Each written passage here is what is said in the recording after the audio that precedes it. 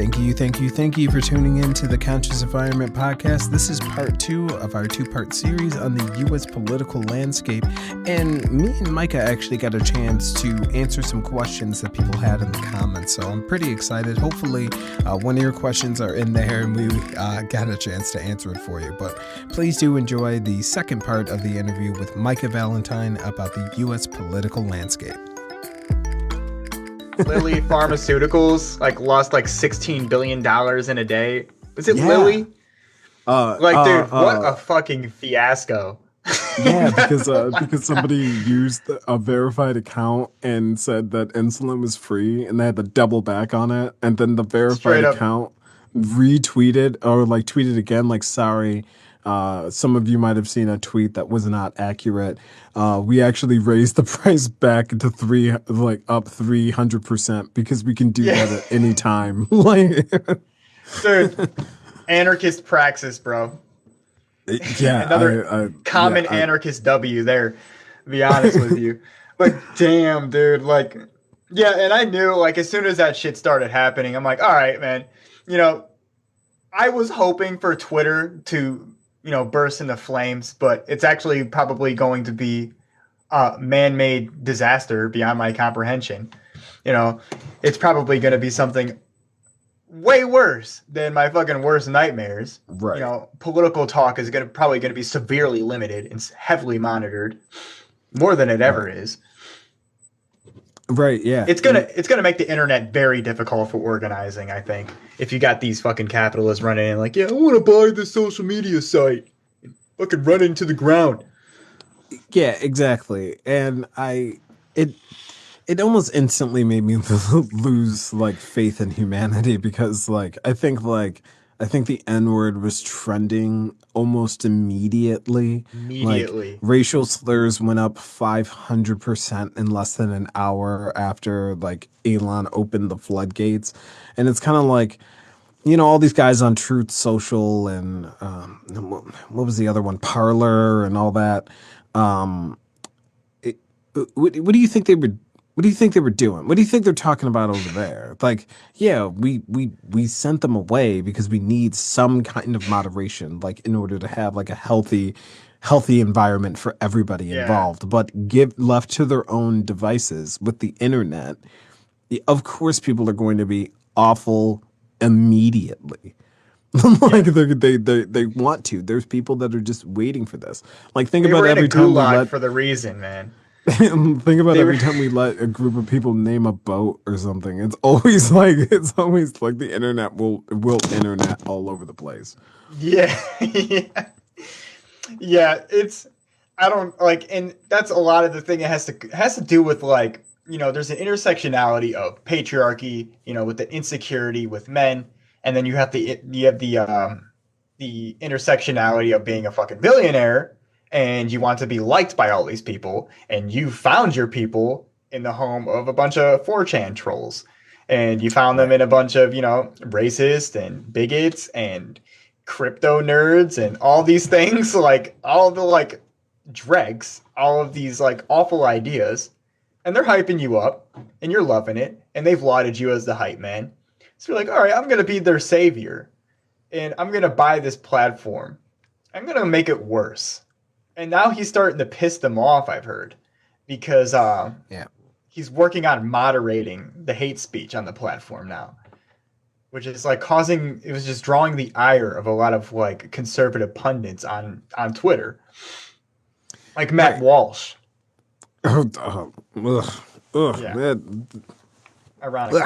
That name makes my skin crawl. I'm sorry. Yeah, he is. Matt Walsh is. I don't know how much you know about him, but there are things that I can't talk about on this platform. It'll get us both nuked. Right. Matt Walsh, Mark Ruffalo. I don't even want to say that dude's name because I feel like a bell in his house rings every time somebody mentions him or something.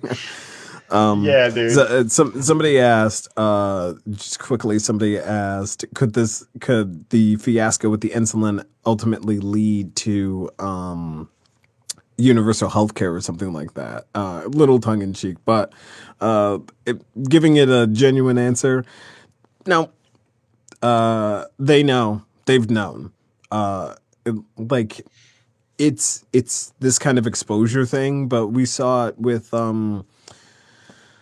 what was that one guy? There was I know actually a exactly who you're lawsuit. talking The about. dude that He's in bought the jail. Wu-Tang album. Yeah, he's in jail. What's his name? What's his name? He was literally like the proto Elon Musk dude bro, tech bro guy that everybody was hyping up. Yeah, because he He bought that bought this pharmaceutical company. medicine Yeah, and then raised to this cancer medicine or something. He raised the price of it like it 4,000% was because he could. yeah, it was used to treat like toxoplasmosis or something. I think it was Martin Shkreli, toxoplasmosis. that's his Mar- name. oh my Martin god, I haven't Shkreli. heard of him. Dude, he fell into obscurity. Holy shit. Oh man. Back in the What day, happened dude, to he the was like the worst optimism character. from the electoral? Okay, so what happened to the optimism of the electoral college conversation with like, would we get universal health care out of this? Right now, in this landscape, we would not get universal health care. We got to do baby steps, my brother. We got to do the Yeah. electoral college thing. We got to get the right people in the right place. And I am actually really loving the comment section right now. I'm loving you guys. I'm loving this conversation because I was having a talk with someone about kind of this concept about libertarians, which I want your take on libertarians. I call Oh them man. diet Republicans, conservative light. But I heard another creator who I can't think of their name off the top of my head, but they said libertarians are obsessed with the aesthetic of power, where leftists are concerned with the functionality of power. And the point was, if we can if we can use what we have to make it better, then let's do that. Like this concept or this idea that like there should be no one should have any power or anything like that. And if we ever voting doesn't matter, because even if they're a Democrat that gets in there, or they're a progressive, or they're a leftist that gets in there, the office of governor shouldn't exist, so we shouldn't do anything at all. And it's like, no, Yeah. no, no, no, no, no. You're worried with like just like titles and what it looks like. I don't care about that. What I Yeah. care about is having the person there that is going to do the thing that I want them to do. Like that's why this electoral college thing is so interesting, or like this direct hmm vote kind of thing is so interesting, because like, yeah, it does give the power back to the people a lot more to get the laws changed the way that we want them to. Yeah, I think that goes into a lot of like because this country has a very weird relationship with authoritarianism. We simultaneously reject it, but also widely accept it from our capitalist overlords. Um, a funny point about libertarianism is that used to be a left leaning ideology, and it was co opted by the American right. And it basically has clipped the wings of libertarianism. And I find a lot of the same issues. So you have libertarianism, which is basically what you said, diet Republicans. Right. And I've noticed this a lot, like not most anarchists that I see on the ground, because most anarchists are engaging in mutual aid and they're forming labor unions and they're protecting women and people with uteruses on the way to Planned Parenthood. You know what I mean? But some of them that I see on the internet are kind of engaging with the same thought process as libertarians, um, where, and as an anarchist, as an anarcho communist, I recognize that if we want a stateless society, we have to seize the state power to deconstruct it. We're not the only players in the game here that are trying to seize this type of power. We can't just go straight from 100 to 0. And so, therefore, in the transitory period, I want some people in central authority that we can count on, or at least sympathetic pawns, to not do bad shit. You know what I mean? We're not going to get our anarchist society if we like just say fuck it, like like just let the fucking fascists take the state legislation, like whatever, we're going to burn it to the ground anyway. Okay, well, how are you going to do that? If they're passing anti-protest bills, anti-demonstration bills that are directly harming marginalized groups, the most marginalized in our society, how the fuck are we going to contest with that if they take not only the legislation, but control the largest military in the world. You know, these are things you should think about if you're an anarchist or even if you're a libertarian. You know, and libertarian, it's a weird concept because to me, I feel like that is I'm kind of rambling a little bit, but I realize that like libertarianism is kind of like the default ideology in America for like a lot of Americans. People are hands off, they're anti-government, and so on and so forth. My thing is that you shouldn't be anti-government. You should be anti-corporations. You should be anti-capitalist because these are the people who are controlling the government. The government is for you. That belongs to you. Why are you letting them have that? Why did you let them take that from you? They're for you, buddy. And they work for you. Bouncing on something that somebody just kind of dropped in the comments. Yeah, you're absolutely right. And this kind of goes back to something I said a little bit earlier about how if we're talking about kind of a class system, we're not talking about the racial caste system. So, right, burning it all down. Yeah, there's going to be a lot of marginalized people that get burnt in that fire on the way down. Like it's very nice when a white leftist anarchist says like yeah, let's just start over, man, because like we'll just run it and like it'll be or nobody will run it. It'll be fine. And it's like, yeah, but like there's a whole wake of people behind you that have been this country didn't come it's a young country in the sense of the entire world, but it's still a couple hundred years of stuff that we got to take apart, and we're not going to do it in an afternoon because you set a cop car on fire. Like that isn't. I know. That's not how it's going to happen. Oh my God! And somebody talked about. Somebody asked our opinion on ranked choice voting. I think it's a good idea. There's. Did you know that there's counties and states that already do it? Alaska, live in a county. Yeah, I live in a county that does it. It depends on what seat you're running for, but they do ranked choice voting. You vote for the city council city away from me. There'll be like 8 people that run, and you vote for 3 of them. And whoever gets the first, second, third amount of votes, that's it. Your local school board almost always works on ranked choice voting. I actually think that's how I think that's how Evo Morales got elected in Bolivia, which is a socialist. They have like a ranked choice voting system over there for their national elections. I think it's useful. I mean, I obviously think it's better than what we got. You know what I mean?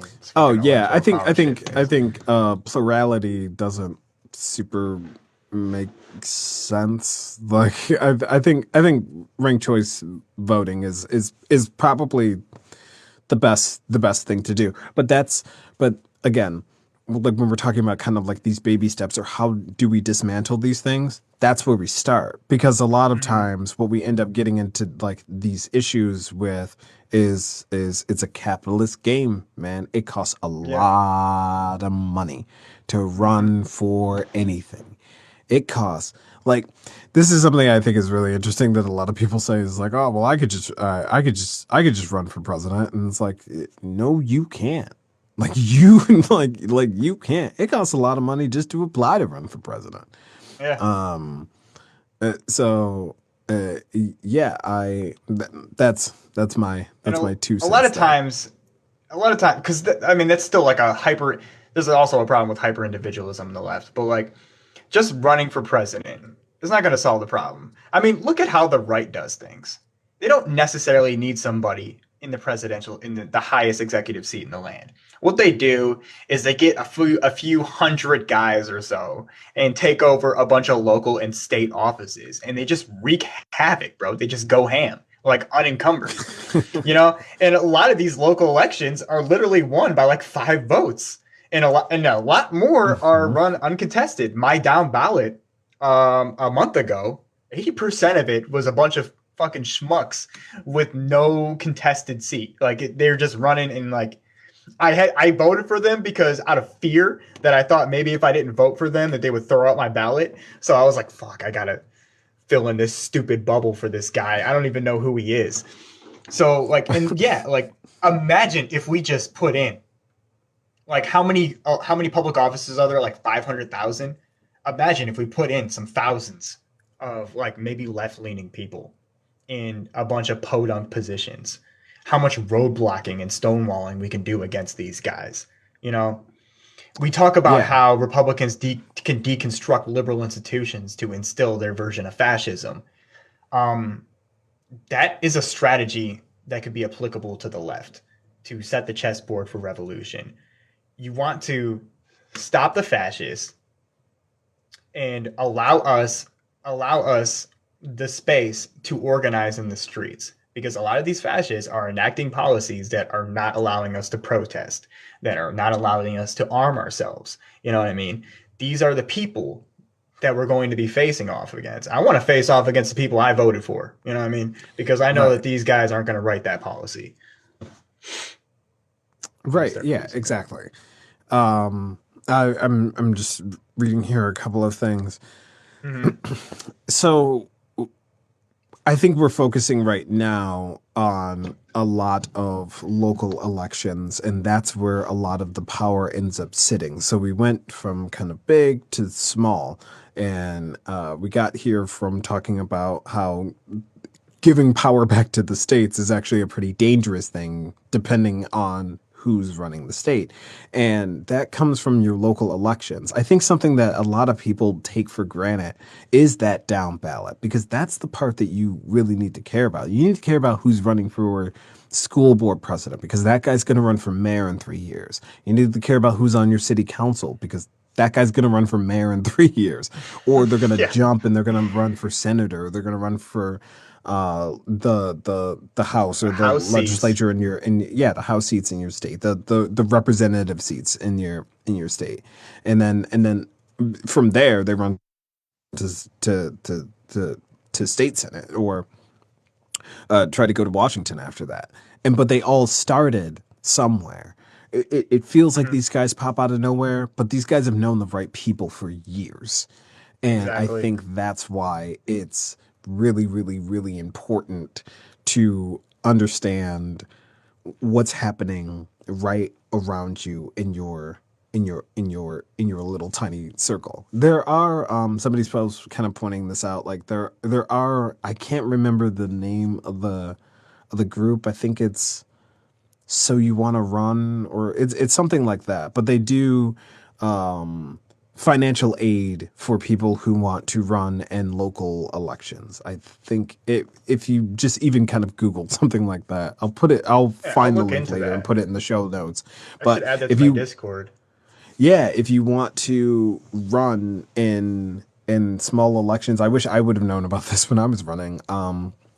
They'll help do some financing and stuff like that for you, because it is it's hard to run for something.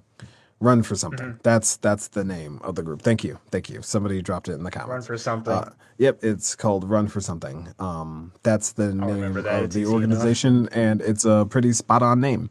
They do trainings. They kind of explain to you like what what the election is gonna look like, what it's gonna feel like, what you need to do, how much money you need to raise. They can help you find donors and things like that, and help you make fundraisers and do all that, because a lot of times it's not just knocking on doors, it's a lot of fundraising and having these silly events where you have to shake babies and kiss hands. And oh my God, the aesthetics.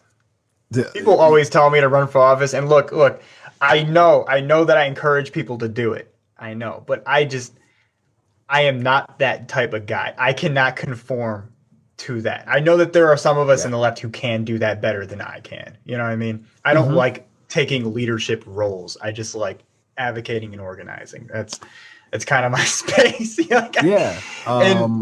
Somebody I don't I'm learning to not love as much, Sean King, in his book. Oh no. Make Change. Hold on. In his book he did have a really good point of there's inside people and there's outside people. This is the only takeaway that I took from his book. Okay, so don't beat me up too much. But that is true though, so I'm not gonna inside people and there's outside people. And when you're trying to find your space with your activism, sometimes you're an inside person, sometimes you're an outside person, sometimes you try on one and then you try on the other one. I ran for an elected office and I was like, I like talking to people. I don't like campaigning, which are two very different things. There's a lot of people I know that are super good at campaigning. They're not great at talking to people though. So, And this is or they're not good exactly, at explaining ideas and concepts yeah. and really breaking things down. And once I found like I had a love for doing that, here I am. I wanted to teach people about things and help with that side of it. So I'm an outside person that wants to Mhm. consult with the inside person who does what we want. That's the And goal. that is exactly how nearly every revolution has operated, minus, slave revolts. You had a revolution looks a lot more, it's a lot deeper than just, everybody's an activist. You have lawyers, you have bureaucrats, you have people who are liberals who exist as sympathetic pawns as a part of the movement. You know what I mean? Not everybody has to be the revolutionary. And if you and if somebody has figured out like the time when somebody should figure out that you're a revolutionary, it should be the time when it's too late. You know what I mean? When we Right. can't put the cat back in the bag. And this is why we need to weaponize liberals. You know, there are progressive liberals who are a part of leftist movements, and they are beneficial as being the guys who can run for these offices to fill these seats before these fascist fucks get them. You know, to Right. be the blockades to these policies that are anti-protest and anti-union, because we need to be fomenting community and civic power. And if we can't do that, if these people are legislating that shit away, you know what I mean? Yeah, somebody's asking how do we how do we incentivize these people?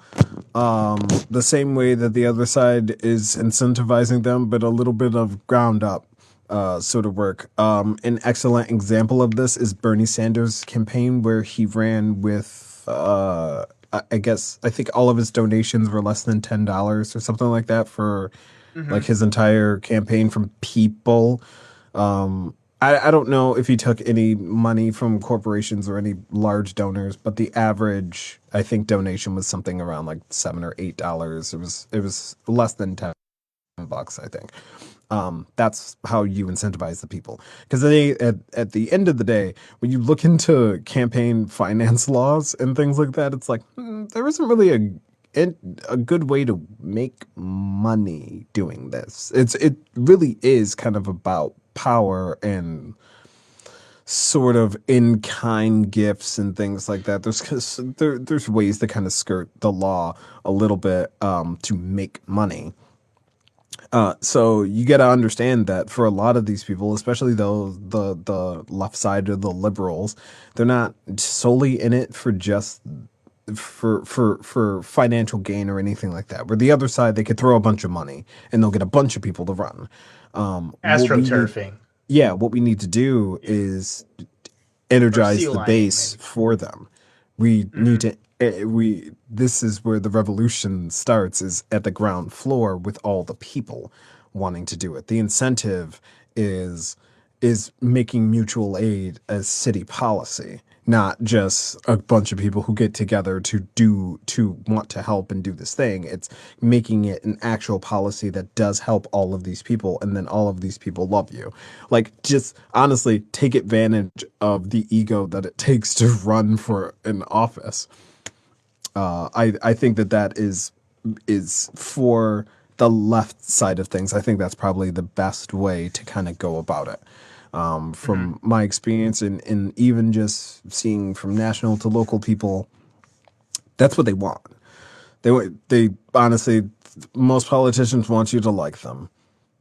That's it. Yeah. Like they want you. There's levels that you get to where it's about money and things like that. And I can say a lot of times on the Republican side, it's a lot of money that ends up going there. But on the Democratic side, it's not a lot of money. State money, they didn't give us anything locally.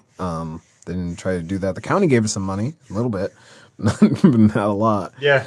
But yeah, it was more about the people. But then you had an argument as to like what policies were too progressive, what were things that you shouldn't have run on, or you should run on, or you should stand on. And if you can energize the base so that we have a large sitting pool of eligible voters that say we want this, and if you do this, we'll vote for you, and this thing is a progressive policy, then we could easily, in most areas, have the votes. Like, we have the votes sitting there. Like, you're not wrong when you were saying, like, the conservatives are actually the minority in most senses. Like, They're just extremely well energized. Yeah, but they all go vote. Like, there are a lot of would-be Democrats. The biggest push in the world to say. Oh, go on. No, go ahead. Sorry. I was saying, like, this isn't like the biggest gigantic push of like we just got to get out there and vote. It's not just getting out there and voting, but it's letting the people who can get to power having the demands, having the list of things that we want to do. Like, this is what we want. This is what we need you to do. This is what we need you to turn into an actual policy in our city, in our county, in our state, in this country. No, I absolutely agree, man. And there's a conversation happening in the comments about incentivizing these basically moles to run for office. And the fact of the matter is they are.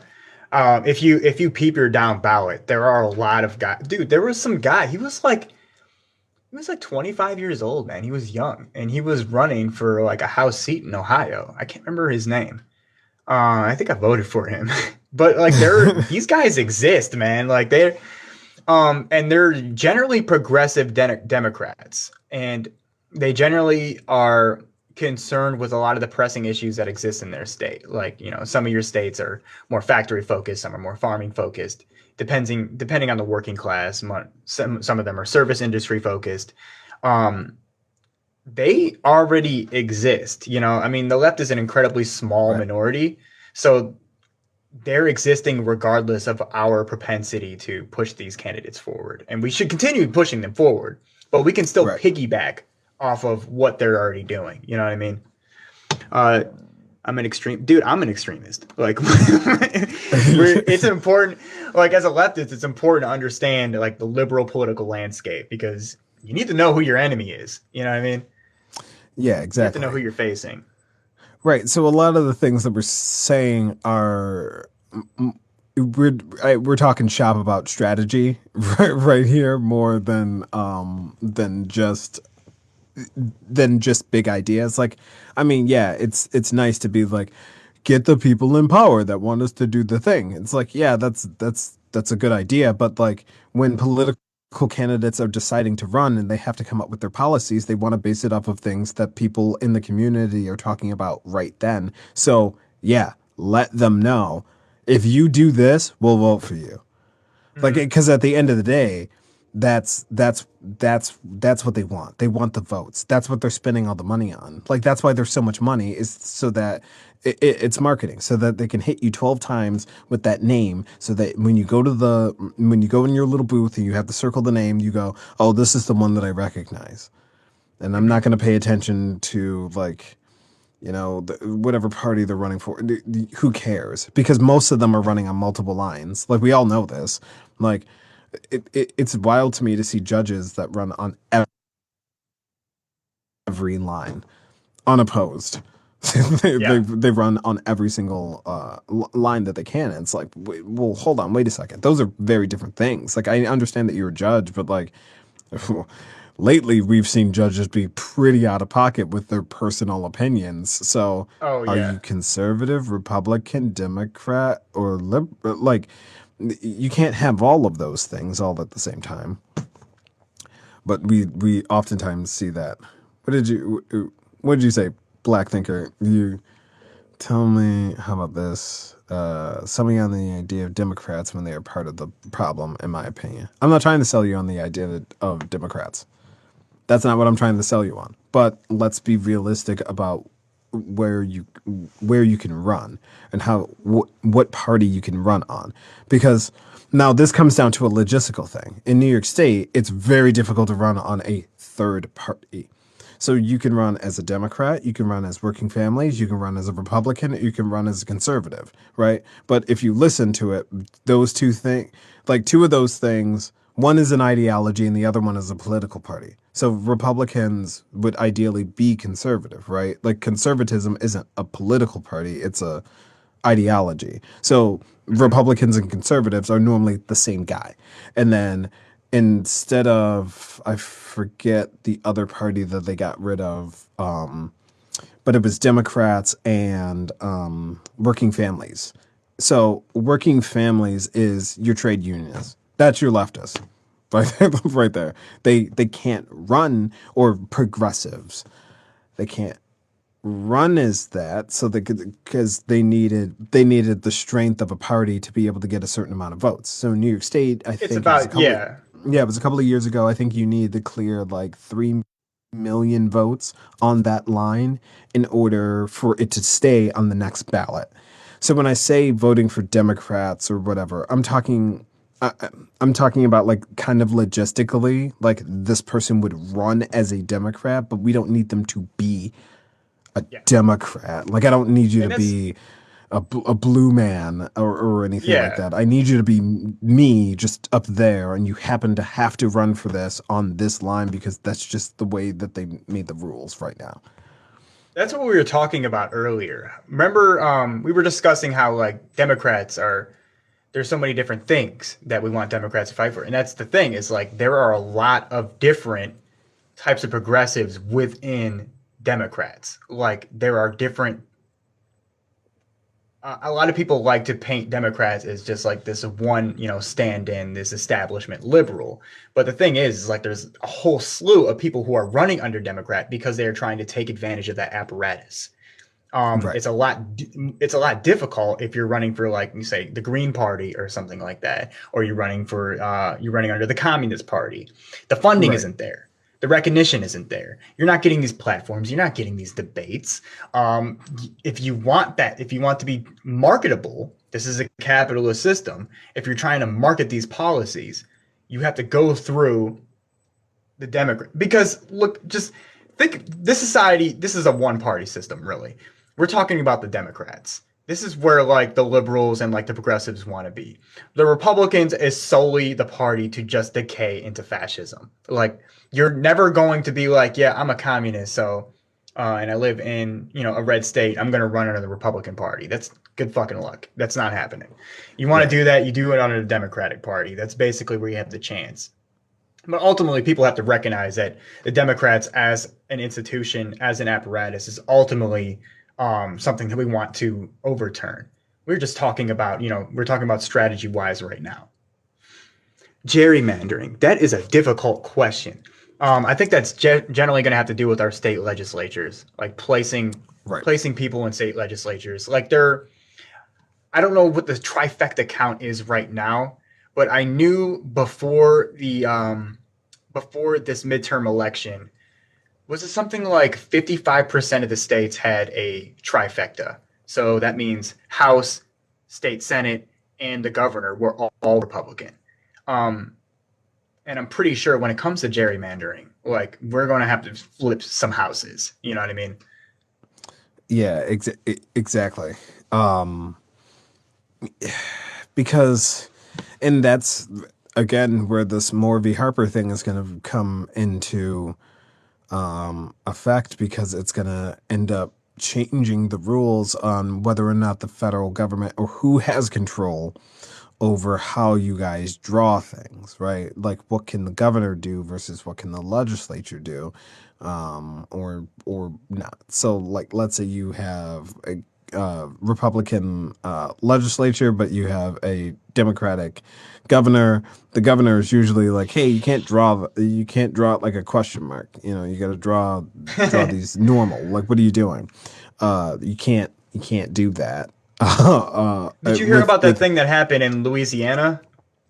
No. What happened? So So the population, what is it? It's like 60%, 66% black, but they have like 1/6 of the voting power as the white demographic in Louisiana, I think. Is it Louisiana or Alabama? But it relates to basically the gerrymandering of the districts, and some activists brought it to the courts, and they were about to allow the redistricting of the voting. But another judge stalled it and said it's too close to the midterm election. And we're talking about like 6 months ago. So they had to go forward with the racially targeted disproportionate gerrymandering that went down. So a state in which it has like an overwhelming black population has been reduced to like a meager like percentage point of their actual voting power. And Right. yeah, like I was talking about that like during the summer, and I was trying to get people to understand that like this is something that you should actually care about. This is how people get disenfranchised from voting, especially marginalized groups. Is people like see this and turn a blind eye and like see this confirms my bias. Voting doesn't work anyways, and it's like, well, dude, like, you know, maybe if you had fucking gotten up and done something about it, it wouldn't have gotten this bad. You know what I mean? Please explain Right. to me. Yeah, exactly. Um, yeah, exactly. If we have to take kind of these baby steps with voting and changing things how they're able to be changed. Right now, we just have people in power that don't want to change the thing, and there isn't another way to change it unless you're in that seat of power. It was made that way. Like, something I think a lot of people don't understand is that the way that the laws and things work in the United States were made convoluted on purpose so that like you couldn't just change it at a whim. It was like a lot of people had to really, really, really get behind it. And that's why it could seem like the Democrats are so ineffectual when like they controlled the Senate and they controlled the House and they controlled the presidency. How come we didn't get stuff done? It's because it's really, really, really, really, really, really, really hard to get a law passed or get any sort of policy changes passed. Not because one party's doing it or the other party's doing it or any party's doing it. It's because that's the way that we wrote the rules. Madison wrote it so that it would be difficult for one party to do that. And we can't fall into the trap of we'll change it to make it easier for one party or one group of people to be able to change everything at will. Because if for some reason we ever aren't the ones in power, like you don't want to set it up in so much in your favor without the guarantee of always being in power. We just saw this. Actually, this just happened. Was it in Poland? Was it Poland? Might have been Poland. It's a European country. And they, in the late 90s, early 2000s, basically changed the laws around so that the more left-leaning parties would be able to have more control and change things. But it just made it easier for the people that were in control to change anything. And basically now they just have a dictator for life. He's a president, but because of the way that they set the rules up, he was able to change things in his favor in perpetuity. So you also don't want to do that either. You don't want to go overboard with those things. Ended up fucking yourself over trying Right, to right. You don't want to load the power so much on for the in your position. favor. Right, Exactly. because you For the happen to be in position the and power. position at the time. Right. There were Hungry. That two was it. quick It was things. hungry. It was hungry. It was not Hungary. Poland. Thank you. Oh, Yes. I have heard some things about Hungary. Yeah, Hungry is wild, man. You want to look yeah. into like a potential U.S. future? Look at Hungary because like Literally. the voters don't like when they poll them and when they vote is like two different things. Like somehow like they equivalency like Roe v. Wade decision was made, but 98% of like the populace voted like to have like free access to that procedure, but the government was like, "No, we're not gonna do that." Warby Harper. It was just like, okay, cool. And our country is basically like, yeah, we want to do that hungry stuff. Like that sounds like the vibe. We should just do that here. I know they voted for that, but like, they don't really know what they're talking about. Forget it. There were two things I wanted to respond to really quickly, if I could. Yeah, let's hit them. Black Thinker Podcast said, where did it go? Yeah, we do have to be slow. It's like wait for it when we've been waiting for it for decades. Now, the issue is the Red Scare and the fact that Black revolutionaries were so effective at uniting working class. The government came down so hard and effectively crushed the leftist movements like 60, 80 years ago. And it began probably 100 years ago. Who wrote about this? I'm pretty sure even another revolutionary thinker was writing about I can't remember his name, but he was writing about the ability for Black revolutionaries in the States and their ability to unify the working class. And it was so effective that literally the feds got involved and started taking motherfuckers out. But that's why we've been waiting for it, because our like civic power has been crushed. And also we're still dealing with the problems that we've been dealing with for the last 100 years or so with milk lefties and their inability to think historically. And also Banana said, you also want the opposing boogeyman there to keep your voters voting for you. Exactly. But the Republicans are going through some stormy weather right now, and they might become politically inviolable. Hopefully, if we can drive the nail into the coffin, the only boogeyman we have is the Democrats. So That's just what I want to respond to. So Howard Zinn, thank you. Yeah, Howard Zinn is Howard Zinn has a lot of great stuff. he's got that's an author to look at. I'm so bad with names, man. Somebody asked a little bit earlier, and I want to get this from you, and then we gotta wrap it up here a little bit. But someone asked for book recommendations, or if there's any kind of actionable item that you would want to like say to someone wants to do leftist shit, and they're like, I want to read something, I want to consume something, I want to be here, I want to learn. What am I supposed to do? So here are, first of all, this book has been great. Yes, White Rage is great.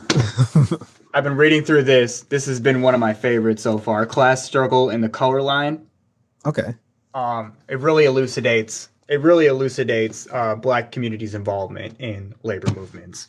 And Ballots and Bullets. I haven't started it yet, but I'm going to. Ballots and Bullets. Cool. Black Power Politics and Urban Guerrilla Warfare in 1968 Cleveland. That's my city. So sick. That concerns me.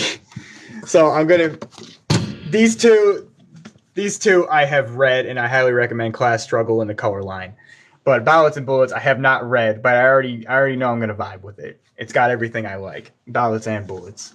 So awesome. In terms of actionable items, so usually when it comes to activism, you generally have to be careful, do a little shopping, and figure out, because some activist groups do have issues. Some like to get tangled up in egoism of councils and stuff like that. Some are tied up for months, but others do a lot of good work. And mainly you have to focus on activist groups that are looking towards more and innovative ways to do demonstrations or protest. Kind of like this was controversial at the time. I was hearing a lot of liberal takes about it, but the Just Stop Oil group, the one who threw soup or something like that at the Van Gogh painting. Yeah.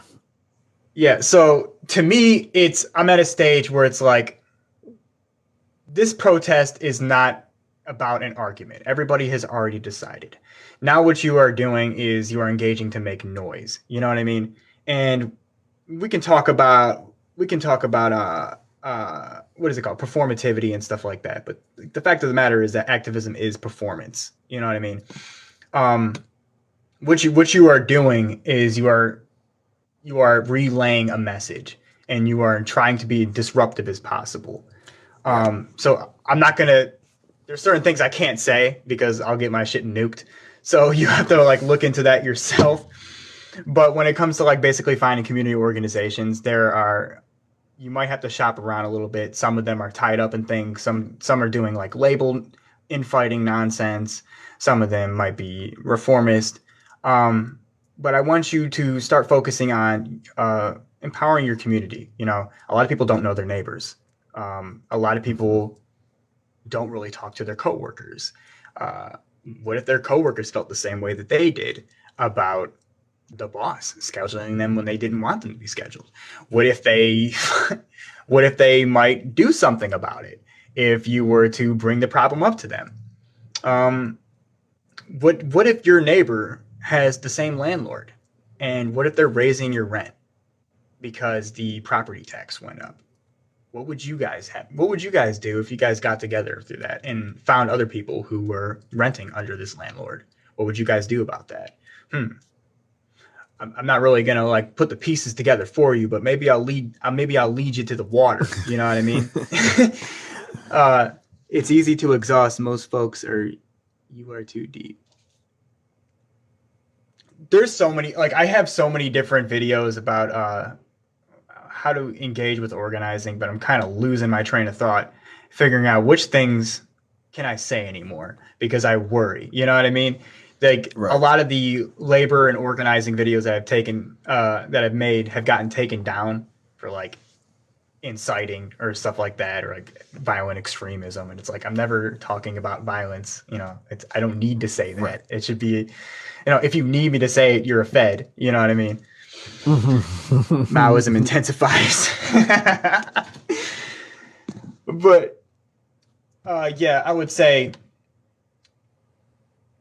yeah, for steps for leftists in terms of practice, you know, that's actionable. Decolonizing your mindset, forming community unions, which means talking with your neighbors, engaging them with it, you know, leftist ideas, unifying your workplace. It takes some time to do these things. You know, these aren't something that you can just start overnight. And you don't want to overload people with the leftist jargon that we talk about here. You know what I mean? You keep it to how people talk. And a lot of this is going to be dependent on your region and the dialects within that region. You want to relate it to people and their families and their struggles. And you want to tell them like there's an answer for that. And you want to let them know that if we stick together, if we lock boots on this, they're going to have to cave to our demands. Yep. Speak to people in terms of their experience. Exactly. Yeah. Yeah. Speak to people on their terms. A lot of creators on TikTok, this is something that we struggle with, or we try to think about, because a lot of these topics are really heady, and we read academic literature about it, and then we're like, wait, I can't talk like that in a 1 minute video. I gotta kind of like condense this down. And so try to think of just in terms of what exactly relates to, if you're at work and you're talking to your coworkers, talk about exactly what relates to your job. You guys are just talking about work. And most people do have grievances. Every job isn't perfect. Most people have a problem with their job, and your problem is probably the same as their problem. Always talk about how much you're paid. Chances are there's a discrepancy there across people who do the same job. Yeah, always. And that's big thing. You could start there almost immediately. You know, get a tally of who's getting paid, like who's getting paid what. Well, why do you want to know? Well, we want to make sure that you're getting paid, bro, because I feel like that you're getting paid less than me. All right, well, I'm getting paid this. Oh, yeah, then you're definitely getting paid for less than me. Go to this person. How much are you getting paid? Well, why? Well, dude, because this guy said he's getting paid this much, and I'm getting paid this much. And we're starting to see a pattern here. You know, you're a woman and you're a woman, and you guys are both getting paid less than me. But we're doing the same job. We're scheduled the same shifts. We're relatively the same worker by similar standards. So why don't we get together and like work this out with the boss? Oh, he doesn't want to do it? Oh, okay. So then we have another step. We can talk to unions. We can talk to union organizers, and we can get yourself some unionization up in this bitch. You know what I mean? Like we don't you start with these steps, you know, these discrepancies, these dollar amounts in pay doesn't seem like a lot, but it cascades into something larger. Also, IWW provides organizing tools for free. Absolutely. I always forget the name of that organization, but the International Know Your Basic Worker Rights is the actual Bill of Worker Rights. Yeah. Mm-hmm. 100% co-signed. Absolutely. All right, man. So let's do this one more time. We'll wrap it around. Say for people just tuning in or just starting to pay attention. Who are you? Where can we find you? I think we already know what you do. But who are you? Where can we find you? Tag all this stuff. Name is Micah Valentine. You can find me on this app, and I have a YouTube. I'm trying to get it to at least 500 subs. It's Micah Valentine, same name.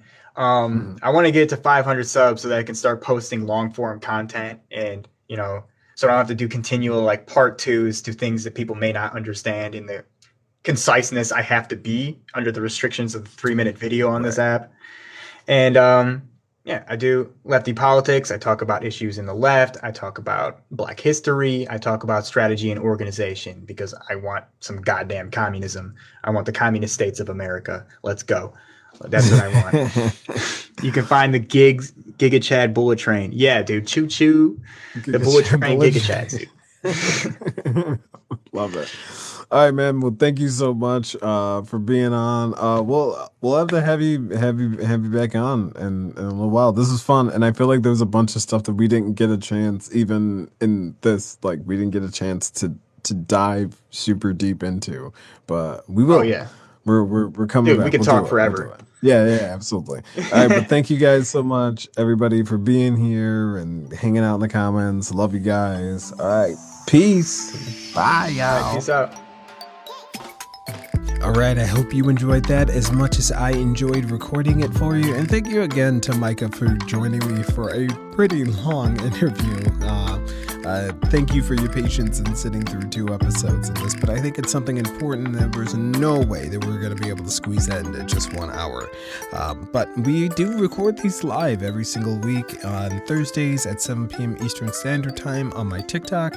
That's IDEFOverthink, IDEFF Overthink. And if you want to support the show monetarily, there are links to the Venmo and Cashapp down below. If you can't do that, which I absolutely understand, please just rate and review the show on whatever podcast app that you're listening on. Those things help so much. And tell a friend. And after all that, go drink some water. Remember, I love you. And stay hydrated.